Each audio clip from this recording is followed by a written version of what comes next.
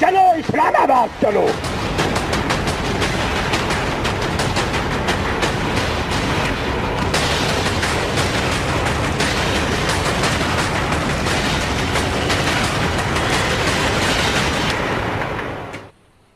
इस्लामाबाद से खुशामदीद, मैं हूं मोइज़ जाफरी और आप देख रहे हैं CNBC पाकिस्तान। हम आज एक बार फिर जिस तरह मोंटा सजेस्ट कर रहा है, ताहिरुल क़ादरी साहब की लॉन्ग मार्च दारुल खिलाफा की तरफ लॉन्ग मार्च के हवाले से बात करेंगे।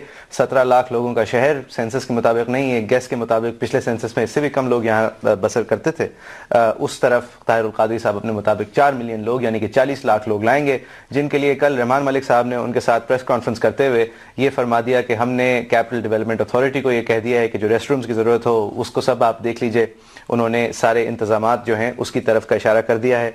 ये भी रहमान मलिक साहब ने कह डाला। अब ये समझ नहीं आ रही कि उन्होंने अपनी अथॉरिटी पे रहमान मलिक होने के नाते कह डाला या फिर पीपल्स पार्टी के सीनियर नुमाइंदा और काबीना के मेंबर होते कह डाला कि जो कादी साहब का एजेंडा है वो हमारा एजेंडा है। अगर ऐसा ही है कि रहमान मलिक साहब का एजेंडा, पीपल्स पार्टी का एजेंडा और कादरी साहब का एजेंडा एक ही है, तो फिर इतना पैसा खर्च करना, इतने लोगों के जेवरात बिकवाना, इतने लोगों के घर बिकवाना, इतने लोगों की मोटरसाइकिल्स बिकवाना, इस सब कुछ की ज़रूरत क्या है? क्योंकि वो एजेंडा पूरा करने के लिए पीपल्स पार्टी पाकिस्तान की सबसे बड़ी जमात होने के नाते, हुकूमत में होने के नाते, 1 करोड़ से ज़्यादा वोट लेने के नाते हमारी मुकन्नना में बैठी हुई है, बसर इक़्तिदार है और अपना काम जो है वो उसी तरह उस निज़ाम के अंदर चला रही है जिसको गिराने के लिए कादरी साहब ये सारा खर्चा करते हुए, ये सारी रिस्क लेते हुए ये काम करने इस्लामाबाद आ रहे हैं। अपने मेहमानों को इंट्रोड्यूस करते चले। डॉक्टर साहब हैं, सेंट्रल एडिशनल सेक्रेटरी हैं information for PTI, thank you for joining us sir. सरदार मंसूर खान साहब हैं, मिनाजुल कुरान के सीनियर रिप्रेजेंटेटिव, थैंक यू, आपने भी हमें ज्वाइन किया। और फरीद पराचा साहब हैं, senior leader for the Jamaat Islami, हमें लाहौर से ज्वाइन कर रहे हैं। पराचा साहब बहुत शुक्रिया, आपने हमें ज्वाइन किया। आप ही से शुरू करना चाहेंगे सर। सबसे पहले तो CNBC की जानिब से आपसे ताज़ियत करना चाहेंगे। काजी हुसैन अहमद, आपके साबिक अमीर, 22 साल आपके अमीर रहे, वो गुजर गए, संडे को उनका इंतकाल हो गया। We very sorry for your loss. हम इससे आगे बढ़ने से पहले what did he mean to you ये पूछना चाहेंगे, काजी साहब का ये नुकसान जमात इस्लामी के लिए how bad is it for you? बिस्मिल्लाहिर्रहमानिर्रहीम। काजी हुसैन अहमद साहब सिर्फ जमात इस्लामी की नहीं, पाकिस्तान के कौमी रहनुमा, एक मुदब्बर सियासतदान और एक जुरत व हिम्मत का पैकर और आला शफकत व ज़र्फ़ के एक अलामत थे और उनको पूरे आलम इस्लाम के अंदर एक बहुत ही बुलंद मकाम हासिल था।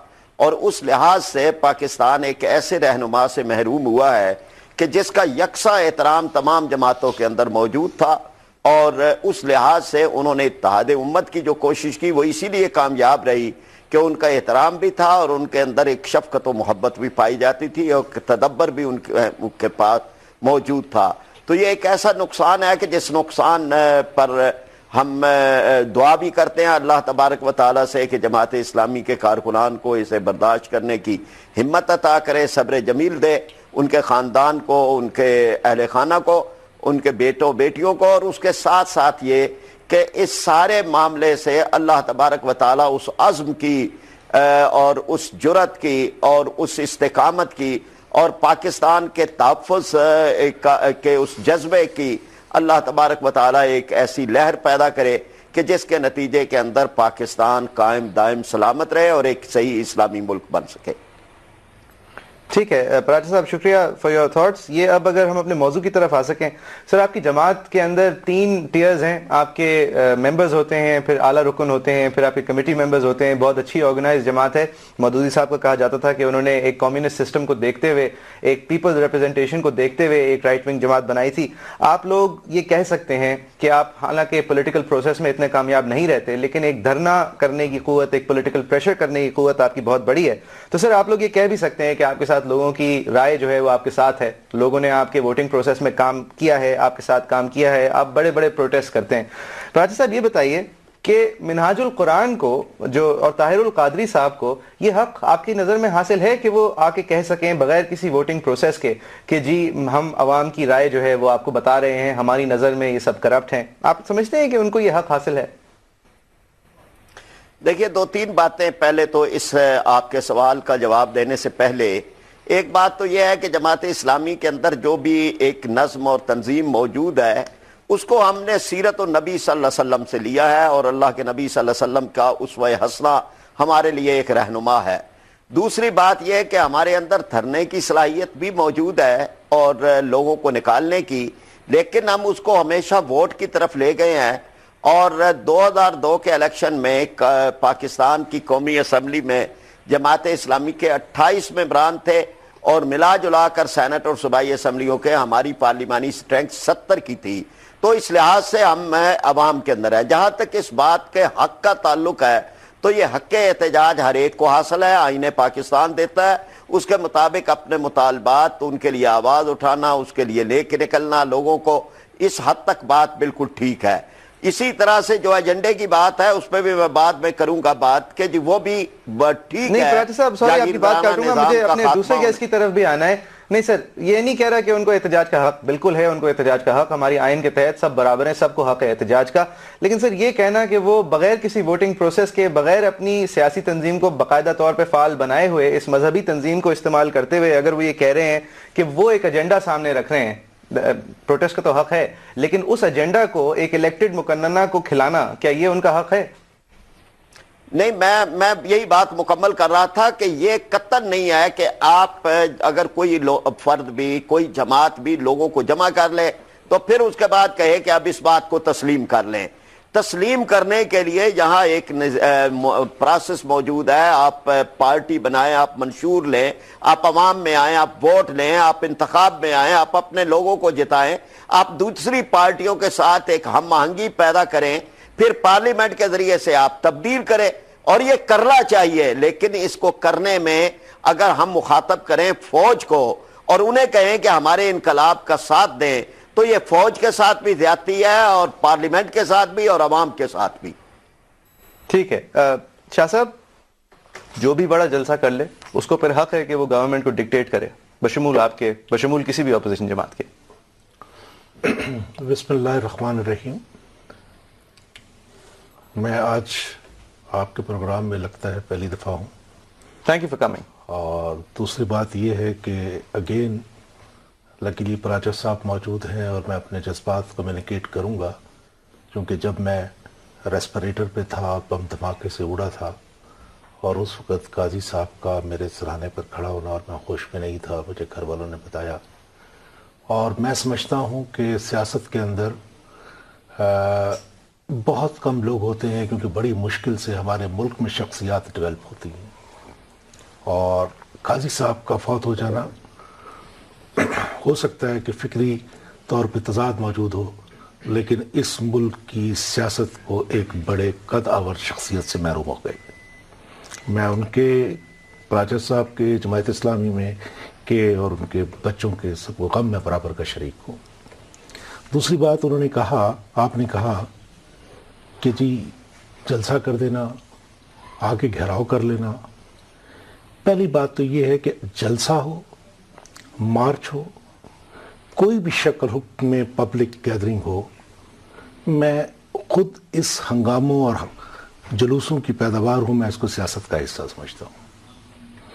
میں نے ساری زندگی پیپلز پارٹی کے پلیٹ فارم پر سٹرگل کی اور اسی سٹرگل کے نتیجے میں آج میں ویل چیئر پر موجود ہوں.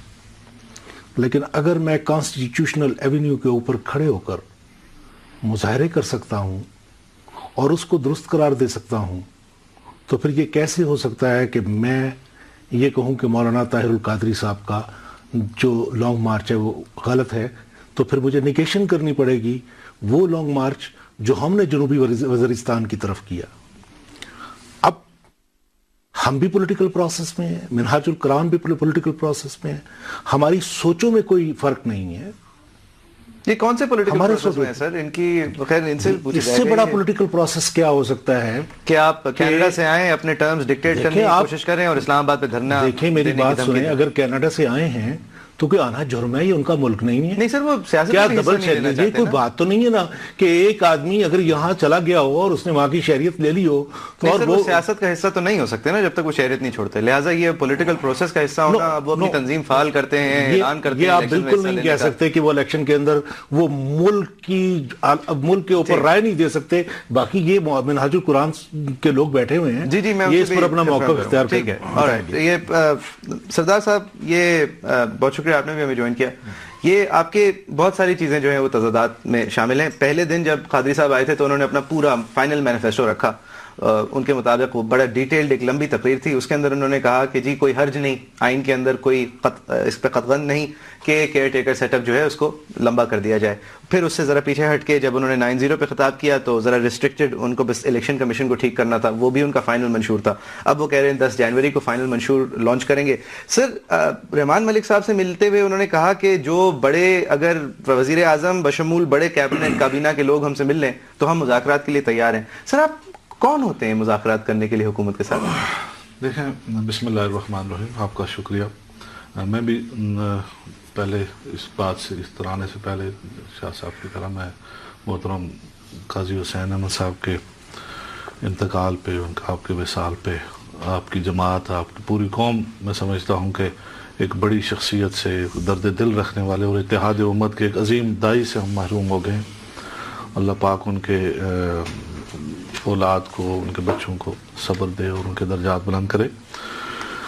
آپ نے بات کی ہے کہ ڈاکٹر صاحب کوئی ایک فرد کا نام نہیں ہے, ان کے پیچھے لوگ ہیں اور 32 سال سے وہ کام کر رہے ہیں, لوگوں کو شعور دینے کی بات کر رہے ہیں. اور الیکشن کے اندر ہم پہلے رہے ہیں, الیکشن ہم نے لڑے ہیں. انتخابی نظام کی انہی قباحتوں کی وجہ سے ہم نے اس انتخابی نظام سے علیحدہ ہوئے کہ جس کے اندر معیار یہ ہے کہ جس کے پاس کروڑوں روپیہ ہے, جس کے پاس برادری ہے, جس کے پاس دونس ہے, داندلی ہے, تھانہ کچہری ہے, وہ اس الیکشن کے اندر کوالیفائی کرتا ہے اور وہ آگے جا کے لڑتا ہے. نتیجہ کیا ہوتا ہے کہ بہت سے نظریاتی, مخلص, دیانتدار, پڑھے لکھے لوگ اس الیکشن کے حوالے سے قومی معاملات سے بالکل لا تعلق ہو جاتے ہیں. تو ڈاکٹر صاحب نے ایک بڑی سادہ سی بات کی ہے کہ آئین اور دستور کے اندر رہتے ہوئے کچھ ایسی تبدیلیاں, یعنی الیکشن جو پروسیس ہے اس کے اندر کی جائیں, جو اصلاحات کی جائیں, یہ ساری جو ان کی جو شرائط ہیں وہ رکھنے کے وہ حقدار اپنے آپ کو کیسے سمجھتے ہیں؟ نہیں تو یہ جمہوری حق ہے, کیوں نہیں ہے, ان کے ساتھ لوگ ہیں. حکومت کو ڈکٹیٹ کرنا, زور بازو کہ ورنہ میں 4 ملین لوگ لے آؤں گا, وہ اس کو اپنے آپ کو حقدار یہ جمہوری حق ہے ڈاکٹر صاحب کا. جس طرح بے نظیر صاحبہ نے لانگ مارچ کی ہے, نواز شریف صاحب نے کی ہے, قاضی صاحب دھرنے دیتے رہے, لیکن کیا ہمارا حق نہیں ہے کہ ہم اپنے مطالبات کے لیے الیکشن 70 دن دور نہیں ہوتے نا, تو بالکل حق ہوتا اگر آپ لوگوں کو الیکشن میں انفیئرلی ٹریٹ کیا گیا ہوتا. الیکشن میں آپ نے حصہ نہیں لینا, کیئر ٹیکر پرائم منسٹر قاضی صاحب نے نہیں بننا, آپ لوگ پھر کرنے کیا ہے؟ نہیں دیکھیں, ہم نے یہ نہیں کہا کہ الیکشن میں ہم حصہ نہیں لیں گے. ہم اس نظام کی تبدیل کرنے کے حوالے سے کہ جس میں صلاحیت اور دیانت اور امانت کے لیے بھی رستہ کھلے, تو جب یہ تبدیلی ہو جائے گی تو ہم کوئی الیکشن کے خلاف نہیں ہیں, جمہوریت کے خلاف نہیں ہیں. ہم اس وقت فیصلہ کریں گے جب تبدیلی آئے گی. اس وقت اس نظام کے اندر رہتے ہوئے کسی دیانتدار شریف کے لیے, شریف آدمی کے لیے کوئی جگہ نہیں ہے. آپ خود دیکھ لیجئے معاشرے کے اندر جو صورتحال ہے کہ لوگ جو ہے نا وہ پڑھے لکھے دیانتدار آدمی کو الیکشن سیاست سے دور رکھنے کا مشورہ دیتے ہیں, کیونکہ اس کے لیے کوئی جگہ نہیں, کروڑوں روپیہ اس کے پاس نہیں ہے. تو ہم اس چیز کو ختم کرنے جا رہے ہیں. اور دوسری بات یہ ہے کہ نگران گورنمنٹ جو ہے وہ ایسے صاف ستھرے, باعتماد اور یعنی اچھے لوگوں پر مشتمل ہو کہ جس کے اوپر اعتماد کیے جا سکتے ہیں. اور وہ صرف 2 جماعتوں آپ کو جمہوریت کے دوران یاد آیا نا سر؟ تو جمہوریت ظاہر ہے, یہ بھی جمہوری حق ہے ہمارا. اب آپ کہتے ہیں جی کہ یہ پراپر ٹائم نہیں ہے. اگر 2 سال پہلے آ جاتے تو کہا جاتا جی یہ ٹرم پوری نہیں ہونے دی جا رہی. تو یہی ہم سمجھتے ہیں, اگر آپ کامیاب ہوتے تو کہا جاتا. یہ تو آپ ایک مارچ کرنے جا رہے ہیں, یہ آغاز ہے جی انشاءاللہ. صحیح. پراچا صاحب 28 سیٹیں آپ لوگوں نے جیتی ہیں ایک ڈکٹیٹر کے ٹرم کی شروعات میں. متحدہ مجلس عمل جس کو لوگ مولانا ملٹری الائنس بھی کہتے تھے, سر آپ بھی سمجھتے ہیں, آپ بھی اس رائے سے متفق ہیں کہ اس نظام کے اندر صحیح لوگوں کا اوپر آنا جو ہے وہ اب ممکن نہیں ہے؟ پہلے تو میں یہ اصلاح کر دوں کہ یہ ملا ملٹری الائنس لوگ کہتے ہیں, غلط کہتے ہیں. اب اس کو دہراتے رہنے سے کوئی فائدہ نہیں ہے. ہم نے ووٹ لیے ہیں, لوگوں میں رہے ہیں اور الیکشن کمپین کی ہے. ہماری کوئی سیٹ چیلنج نہیں ہوئی. کسی نے یہ نہیں کہا کہ جی آپ جو ہے وہ ایک دھاندلی کر کے جیتے ہیں. ٹھیک سر, جواب دینا سر. میں اس کی طرف اس میں یہ ہے کہ میں یعنی یہ سمجھتا ہوں کہ یہ جو چیزیں ہیں ان کی تو اصلاح ہونی چاہیے. یہ ہم بہت پہلے سے کہہ رہے ہیں. ہم متناسب نمائندگی کا مطالبہ کرتے ہیں. ہم کہتے ہیں 62-63 پر عمل درآمد ہونا چاہیے. ہم یہ کہتے ہیں کہ جاگیردارانہ طرز سیاست جو ہے یہ اس کو ختم ہونا چاہیے. اس ملک کے اندر ایک عام شریف آدمی نہیں جیت سکتا. اس کی استطاعت جو ہے وہ نہیں ہے کہ وہ کروڑوں اربوں روپے لگا کر الیکشن کے اندر حصہ لے. لیکن یہ کہ ہم انتخاب کے اس نظام کی اصلاح خود اس کے ذریعے سے، پارلیمنٹ کے ذریعے سے، اس لیے کہ جو اصلاحات کسی فوجی ڈکٹیٹر کے ذریعے سے آتی ہیں وہ پھر اس کے ساتھ ہی چلی جاتی ہیں اور اس پر عمل درآمد بھی نہیں ہوتا. آئین کے اندر جو ہے وہ تبدیلیاں ہونی چاہیے، پروسیس میں ہونی چاہیے. جی قادری صاحب اس وقت آ کے کیا چاہ رہے ہیں؟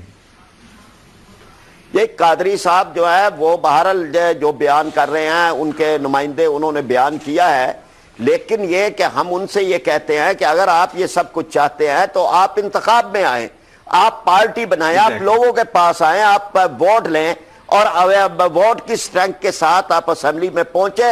اور اس وقت ہم بھی اسی ایجنڈے کے ساتھ ہیں، باقی بھی کئی جماعتیں، وہ ہم مل کے ایک راستہ نکالا جا سکتا ہے. لیکن وہ کہتے ہیں کہ موج ہے دریا میں اور بیرون دریا کچھ نہیں. اس طرح کے نعرے ماضی کے اندر بھی لگتے رہے ہیں. یہ احتساب پہلے، انتخاب بعد میں، سیاست، ریاست، یہ ساری چیزیں ہوتی رہی ہیں اور 33 سال ہم نے اس میں گزارے ہیں انہی نعروں کے سائے میں. ٹھیک، ایک بریک لینی ہے، بریک کے بعد ہم منہاج القرآن کا بھی موقف لیں گے اور پی ٹی آئی جو کہ یہ کہ یہ پورا جو منہاج القرآن نے مینیفیسٹو سامنے رکھا ہے وہ پورا پی ٹی آئی کا ہی نظریہ ہے. عمران خان صاحب نے یہ ٹی وی پہ آ کے بھی کہا ہے. لہٰذا پی ٹی آئی اور منہاج القرآن میں محض فرق یہ رہ گیا کہ پی ٹی آئی اس وقت بھی ووٹرز کو حق سمجھتی ہے، ووٹرز کا حق رائے دہی کو اہم سمجھتی ہے. اس کے بعد ہی وہ سمجھتی ہے کہ وہ جیتے گی، وہ سمجھتی ہے سویپ کرے گی. جبکہ منہاج القرآن سمجھتی ہے کہ ایسا ممکن نہیں ہے. صاف سنجیدہ لوگ، مڈل کلاس لوگ سامنے نہیں آ سکتے. 62-63 کا جو حوالہ دیا جا رہا ہے، اس پہ جتنے وکیل ایکسپرٹ سپریم کورٹ کی ججمنٹ کے بھی مطابق 62-63 کا فیصلہ آپ اور میں نہیں کر سکتے. کوئی صادق ہے یا امین ہے. اس کا ایک سمپل میتھڈ ہے، اگر کسی کا لون ڈیفالٹ پروو ہو چکا ہے تو اس کے خلاف آپ پروسیڈنگ کر دیجئے کہ جی ان کی صداقت جو ہے وہ ذرا وانٹنگ ہے. اور 62-63 کا آئین میں ہونا ایک الگ بحث ہے کہ آپ ایک معیار جس کا تعین قانون نہیں کر رہا، جس کا تعین جو ہے وہ آپ ایک کیریکٹر، مورل کیریکٹر سے کر رہے ہیں، اس کا پھر معیار طے کون کرے گا. آپ دیکھ رہے ہیں اسلام آباد سے، اس میں بات ہوگی بریک کے بعد.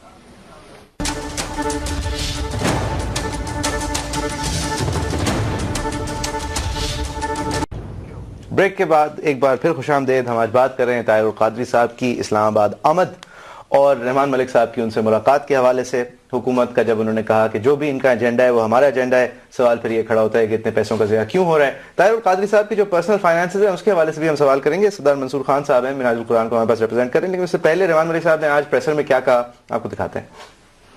آج ہی منسٹری آف انٹیریئر نے مجھ سے 25 کروڑ روپے کی ریکویسٹ کیا کہ اس جلسے کی سیکیورٹی کے لیے 25 کروڑ روپے چاہیے اور اس سے زیادہ پیسے بھی ہو سکتے ہیں. آپ کو یاد ہوگا ایک ریلی نکالی تھی جس میں کچھ جماعت اسلامی کے ورکر شہید ہوئے تھے اور ایک مقدمہ درج ہوا تھا اور اس کے بعد یہ الزام سارا پیپلز پارٹی پہ لگا تھا.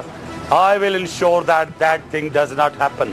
اسے کمبل مارچ نہ کہ کمبل مارچ کہتے ہیں، آپ لانگ مارچ کیوں کہتے ہیں؟ کیونکہ لوگ کمبل لائیں گے. اور ایک اور، یہ جو کمبل ہے بہت خطرناک ہے کیونکہ اس کمبل کے اندر کس نے 2 گرنیڈ رکھے ہوئے ہیں، کس نے سوسائڈ جیکٹ. بھائیوں میں اس کو کیسے روکوں گا، میری سمجھ میں نہیں آ رہا. اور اگر میں کسی کی تلاشی لیتا ہوں سختی سے تو کہیں گے یہ روک رہے ہیں. کچھ میڈیا نے کہا کہ Rehman Malik came back empty hand. I never begged or put my hand before Mr. Tahir al-Qadri to give me something. Nothing. آئیں ضرور لانگ مارچ کریں. میں نے لانگ مارچ کو پوسٹ پون کرنے کے لیے نہ ریکویسٹ کی ہے نہ کروں. یہ رحمان ملک صاحب کے تاثرات تھے طاہر القادری صاحب سے ملنے کے بعد. یہ ان کے آج بڑی اگریسو قسم سے کہہ رہے تھے یہ کمبل مارچ ہے، کمبل بڑی ایک ڈینجرس چیز ہے، کوئی گرنیڈ چھپا کے لے آئے، کوئی خودکش حملہ کرنے کے لیے جیکٹ پہن کے آ جائے، روکوں گا تو کہیں گے یہ میڈیا والے کہ آپ ان کو روک رہے ہیں، ان کو آنے نہیں دے رہے، اور روکوں گا نہیں تو پھر کچھ بھی ہو سکتا ہے. اس کے علاوہ انٹیریئر منسٹری نے بہت ساری گائیڈ لائنز ایشو کی ہیں، اگر کسی بھی بس میں دھماکہ ہوا تو اس کے ڈرائیور اور کنڈکٹر کو ذمہ وار ٹھہرایا جائے گا. پھر سوال یہ کھڑا ہوتا ہے کہ اگر کسی بس میں دھماکہ ہوگا تو ڈرائیور اور کنڈکٹر آپ کو ملیں گے اگر خدا نخواستہ یہ ہو جائے. طاہر القادری صاحب کی بھی اسٹیٹمنٹ آئی تھی، وہ بھی آپ کو دکھاتے ہیں. 200 کے قریب بشمول میرے، انہوں نے تمام لیڈرشپ کو اضلاع میں ان کو ہاؤس اریسٹ کرنے اور نظر بند کرنے کی پالیسی کا فیصلہ کر لیا. اب اس میں دونوں وفاق اور صوبہ پنجاب دونوں شامل ہیں. میں اعلان کر رہا ہوں کہ 14 جنوری کا مارچ آئینی حق کے تحت پرامن ہے اور جمہوری حق ہے، اور میں نے گارنٹی دی ہے کہ اس میں وائلنس نہیں ہوگا. اور ان گارنٹیز کے باوجود اگر گورنمنٹ وفاقی یا صوبائی ہم سے جمہوری حق چھیننا چاہتے ہیں تو ہم نے چوڑیاں نہیں پہن رکھی، اب یہ قوم چاہتی ہے کہ گھر بیٹھے بمب سے مر جانے سے بہتر ہے کہ آپ کی گولیوں سے مر جائیں. یہ وہ طاہر القادری صاحب فرما رہے ہیں جنہوں نے کہا تھا ایک گملہ بھی نہیں ٹوٹے گا. آپ کہہ رہے ہیں ہم نے کوئی چوڑیاں نہیں پہنی ہوئی, اگر آپ ہمیں روکیں گے, لہٰذا اس کے مطابق تو خان صاحب پھر تو گملے ٹوٹیں گے نا. دیکھیں جی ڈاکٹر صاحب نے جو پہلی بات ہے اس پہلے گفتگو کا پہلا حصہ اس کو بھی آپ دیکھیں کہ ہم پرامن طریقے سے ہم نے گارنٹی کیا ہے کہ پرامن مارچ ہوگا, لیکن اس وقت میں آپ کو بتاؤں کہ پنجاب میں تمام لیا سے لے کے جیلم تک اطلاعات آ رہی ہیں کہ ہمارے ورکرز کو گھروں میں جا کر جو ہے نا وہ اسپیشل برانچ والے اور ایجنسیز جو ہے نا روک رہی ہیں کہ آپ گئے تو ہم آپ کو اٹھا لیا جائے گا, آپ کو یہ نقصان ہو جائے گا, ڈرا رہے ہیں. اور یہی اسی سلسلے کی کڑی ہے. رحمان ملک صاحب نے بھی یہ بات کی ہے, اور آج کنٹینر لگ گئے ہیں یہاں پہ جو ہے نا وہ.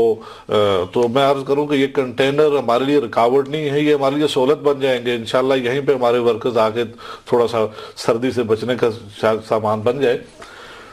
اگر گورنمنٹ چاہے پنجاب کی ہو چاہے مرکز کی ہو, ہمیں پرامن رکھیں گے تو پرامن رہیں گے. اور وزیر داخلہ کا کام سیکیورٹی فراہم کرنا ہوتا ہے. وزیر داخلہ کا کام اگر آپ کو روکا جائے تو کیا ہوگا؟ اس کی طالبان کی ترجمانی کرنا نہیں ہے. آپ اس کے ترجمان نہیں ہیں. آپ تو روکیں گے تو ہم نے تو رکنا نہیں ہے, ہم نے تو آنا ہے. اگر روکیں گے تو کیا ہوگا؟ روکیں گے تو پھر ذمہ داری ان کے اوپر. اگر لا اینڈ آرڈر کا مسئلہ ہو تو یہ ذمہ دار, پھر آپ کی گارنٹی نہیں بچتی, پھر ہماری گارنٹی نہیں ہوگی. اگر فرض کریں ہمارے لیڈر کو نظر بند کر دیا جاتا ہے تو ہم تو لیڈر ہوگا تو گارنٹی ہوگی نا جی. لیڈر اگر نظر بند ہو جاتا ہے تو پھر لوگ جہاں جہاں سے جو رستہ ملے گا وہ اسلام آباد کی طرف موو کریں گے, اور پھر اس کی کوئی گارنٹی نہیں ہے. ٹھیک, یہ گورنمنٹ ذمہ دار. آپ تباہی بھی ہو جائے تو آپ گارنٹی نہیں دیتے.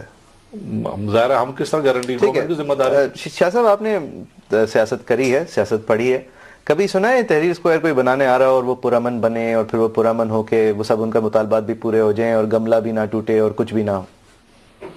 دیکھیے بات یہ ہے کہ گورنمنٹیں اپنے ایکشن کرتی ہیں, ان کو کرنا چاہیے. پہلی بات تو یہ ہے کہ from the very first day یہ کہہ رہے تھے کہ آنے دے جی کوئی فرق نہیں پڑتا, ہم یہ جمہوریت کا حسن ہے, یہ جمہوریت کا حسن ہے.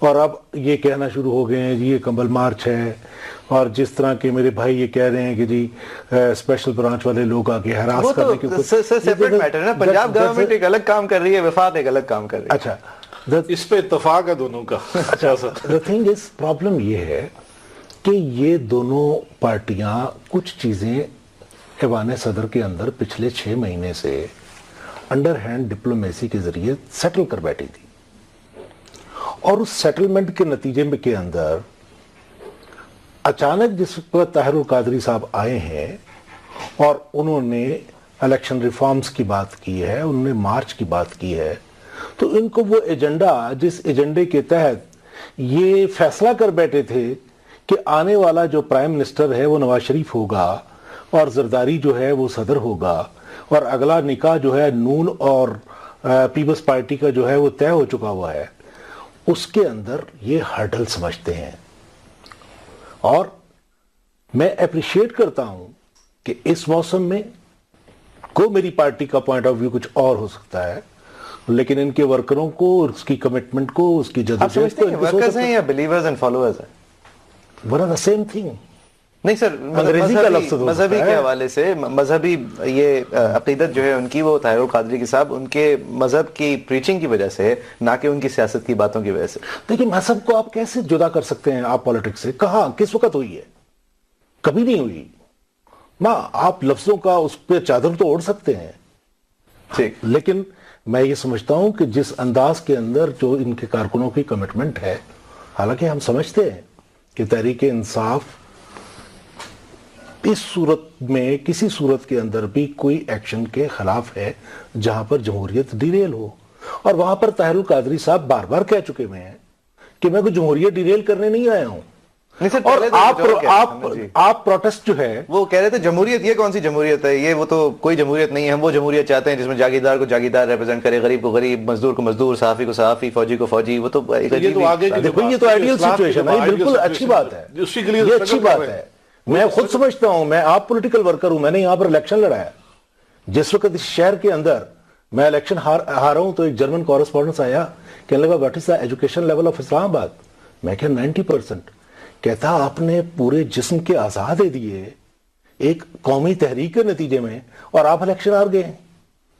تو میرے پاس اس کا کوئی جواب نہیں تھا. جہاں 3,000 پہ ووٹ بک رہا ہو, اسی شہر کے اندر 2,500 پہ بولی لگ رہی ہو, جہاں پر ایک فیملی کا پیکج. اس سسٹم کو جیتنے, اس سسٹم کے اندر ہی رہتے ہوئے جیتنا چاہ رہے ہیں نا, اس سسٹم کے اندر ہی رہتے ہوئے. اگر کوئی شخص بھی اس سسٹم کے خلاف, دیکھیں ہم پچھلے 5 سال سے کرپشن کے خلاف, ان الیکشن میں بے ضابطگیوں کے خلاف, اس جاگیرداری نظام کے خلاف. عمران خان صاحب ایک ننگی تلوار تھے. طاہر القادری صاحب نے اپنے جلسے کے اندر اس ساری باتوں کو آئینی پہرا دیا ہے. ہم ان کو اپریشیٹ کرتے ہیں. ہم نے پی ٹی آئی کے پلیٹ فارم سے. سر آپ یہ مانتے ہیں کہ اس نظام کے اندر اگر 3,000 روپے کا ووٹ بکتا ہے تو کیا آپ کے پاس وہ 3,000 روپے اب آ گئے ہیں, یا پھر آپ اس نظام کے تحت جو ہیں وہ طاہر القادری صاحب کے ساتھ اس نظام کو لڑتے ہیں؟ دیکھیے بات یہ ہے کہ لڑنے میں کوئی آر تو نہیں, لوگوں کو ایجوکیٹ کرنے میں کوئی آر تو نہیں. یہ آپ کا اور میرا پروگرام جس وقت اس ملک کے لوگ سن رہے ہوں گے کہ جنہوں نے اس ملک کو پچھلے 35-50 سال سے ایک تجربہ گاہ بنا دیا ہوا ہے. ٹھیک, ایک خاص رولنگ ایلیٹ یہاں پر راج کر رہی ہے, اور پھر کہتے ہیں جناب آئین نے قانون پاس کر دیا ہے. آئین کوئی آسمانی صحیفہ تو نہیں ہے نا. یہ 2 پارٹیاں بیٹھتی ہیں, جو ان کے مفاد میں ہوتا ہے سر وہ 2 پارٹیاں اس لیے بیٹھتی ہیں نا, اس لیے کہ 1,80,00,000 لوگوں نے ان 2 بڑی پارٹیوں کو ووٹ دیا ہے, جو 3.5 کروڑ لوگوں نے ووٹ دیے تھے, ان سب میں سے ملا کے. پراجا صاحب سے ایک کامنٹ لے لیں.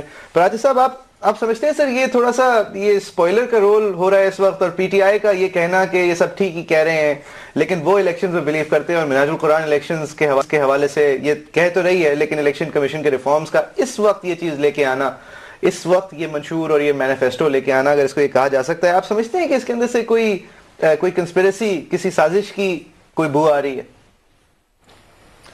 دیکھیں یہ دونوں چیزیں آپس میں متضاد ہیں نا جی. اصلاحات جو ہیں وہ ہونی ہیں, یہ ایک ہے, اور اصلاحات کس کے ذریعے سے ہونی ہے یہ دوسرا پہلو ہے.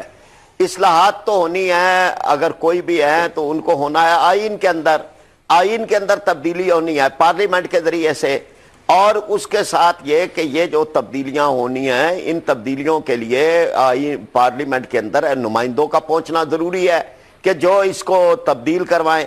یہ سارا بھی بعض اوقات یوں ٹریپ ہوتا ہے کہ جی ایک فضا پیدا کر دی جائے, میں یعنی اس بحث کو چھوڑتے ہوئے کہ یہ الیکشن کے التوا کے لیے ہے, میں یہ سمجھتا ہوں کہ یہ بھی ایک فضا پیدا کر دی جاتی ہے, اور یہ پہلے کی گئی تھی کہ جی ووٹ سے کچھ نہیں ہونا اس لیے ووٹ ہی نہ دیں. یہ ووٹ نہ دینے کا جو ایک کلچر میں صوفی محمد صاحب نے پیدا کی تھی سوات کے اندر, اور جماعت اسلامی کو نقصان پہنچانے کے لیے یہ کیا گیا تھا. اور یہ اس طرح کی چیزیں جو ہیں یہ کی جاتی ہیں, یعنی پہلے تو ایک بات یہی ہو سکتی ہے کہ الیکشن ملتوی ہو جائے, جو نہیں ہونا چاہیے, یعنی جیسے کیسے بھی الیکشن ہے, ان کے بہت ساری چیزوں سے ہمیں اختلاف بھی ہے, لیکن اس کے باوجود ہم یہ سمجھتے ہیں کہ اسی سسٹم سے لڑتے لڑتے ہم اس کو ٹھیک کریں گے. ہم کسی شب خون کے ذریعے سے اسے ٹھیک نہیں کر سکتے, اور نہ ہونا چاہیے. اور اس کے ساتھ ایک دوسری فضا جو ہے وہ اس کا ایک صحیح, سوری سر بات کاٹ رہا ہوں, یہ بتا دیجئے آپ سمجھتے ہیں یہ پرامن رہ سکتی ہے مارچ اگر یہ چند لاکھ لوگ بھی ہو جائیں؟ جماعت اسلامی تو پرامن کرنے کا ایک تجربہ رکھتی ہے, ہمارے پاس ٹرینڈ لوگ موجود ہیں, لیکن پرامن رہنے کے لیے بھی 2 طرفہ چیزوں کی ضرورت ہوتی ہے.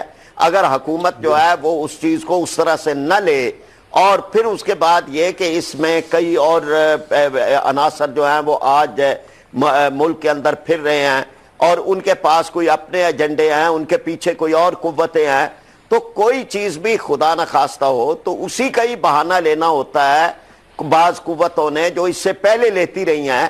تو اس لیے یہ سارے معاملے میں ایک اس کی ٹائمنگ, ایک جو ہے وہ اس کا ہدف, اس کو بہرحال ریکنسیڈر کرنا چاہیے اور اسے دیکھنا چاہیے. آپ کے خیال میں اس کی ٹائمنگ اور اس کا ہدف مشکوک ہے یا نہیں؟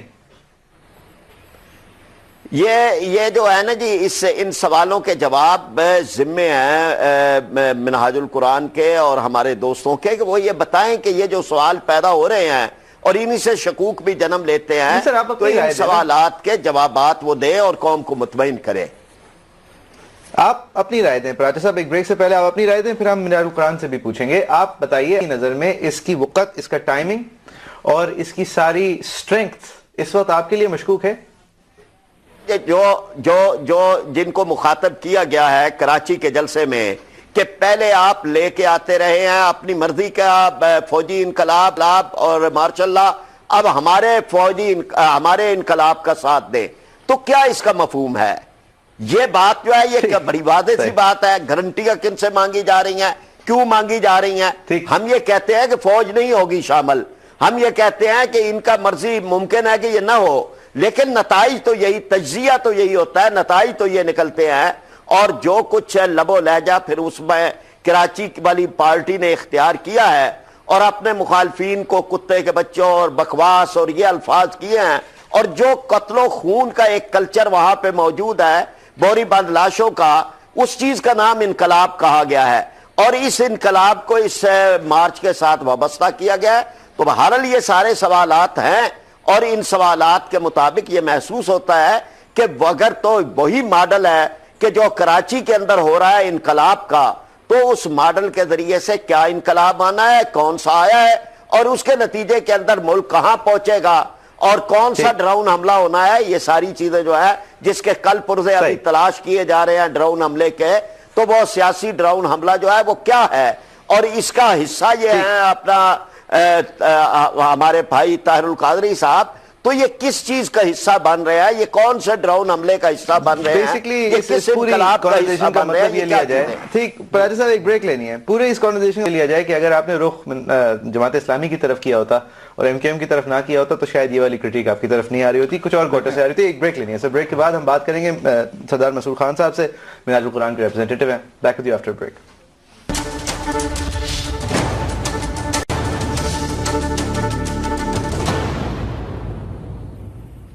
Welcome back. ہم آج بات کر رہے ہیں پھر سے طاہر القادری صاحب کی لانگ مارچ کے حوالے سے. سردار مسعود خان صاحب، آپ کے اوپر کافی سارے سوالات اٹھتے ہیں. پراچا صاحب نے بھی یہ کہا کہ یہ کون سا انقلاب ہے جو الطاف حسین صاحب کی جماعت کے ساتھ مل کے آپ لوگ لا رہے ہیں، اور سر سوال یہ بھی اٹھتے ہیں کہ آپ کے پاس پیسے کتنے ہیں؟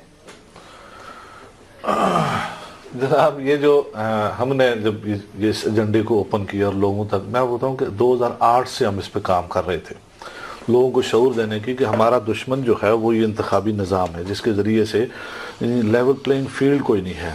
کچھ لوگ مراد یافتہ طبقہ ہے، کچھ پڑھا لکھا دیانتدار آدمی وہ الیکشن سے باہر ہوگا، ووٹ بھی نہیں ڈالتا. تو یہ بہت بڑی خطرناک سچویشن، بہت بڑا المیہ ہوتا ہے کہ جب پڑھا لکھا دیانتدار سمجھدار آدمی ووٹ ڈالنے کے لیے بھی ووٹ اس پہ نہ جائے. ایک تو بات یہ ہے، تو میں کہتا ہوں اگر 1 لاکھ بندہ بھی آ جائے تو بہت بڑی بات ہے. اور سلام ہے. ڈاکٹر اسرار شاہ صاحب، سردار منصور خان صاحب، فرید پراچا صاحب، آپ تینوں کا بہت بہت شکریہ. ویوز آپ کے دیکھنے کا بہت شکریہ. فیس بک.com/اسلام آباد سے .cnbc پہ جا کے آپ کامنٹ کر سکتے ہیں. شاہ صاحب نے آخر میں کہا کہ یہ اگر 40,000 لوگوں کی گنجائش ہے، لاکھ لوگ آ جائیں. دیکھیں اس میں ایک ڈراؤنی سی بات یہ ہے کہ اگر سب لوگ بغیر سرچ ہوئے اسلام آباد آ جائیں، کمبل اوڑے ہوئے ہوں، سیکیورٹی رسکس ہیں، اس کو ایک گولڈن اپرچونٹی سمجھا جاتا ہے. جو بھی آنا چاہے آ جائے، پھر بعد میں ٹھہر جائے. ملک کے اس وقت ایسے حالات نہیں ہیں کہ آپ یہ ایگزیبیشنز کے اندر اپنے کانسٹیٹیوشن ایونیو پہ، ٹھیک ہے حق ہے سب کو حق ہے اپنا دھرنا کرنے کا، چاہے ان کے پاس پیسے جہاں سے آئیں ان سے پوچھنا ہمارا حق ہے، لیکن کچھ سیکیورٹی بھی ہوتی ہے، کچھ تھریٹس بھی ہوتی ہیں. اس کے حوالے سے ہم آئندہ بھی شوز میں بات کرتے رہیں گے. Thank you very much for watching. We'll be back with you tomorrow.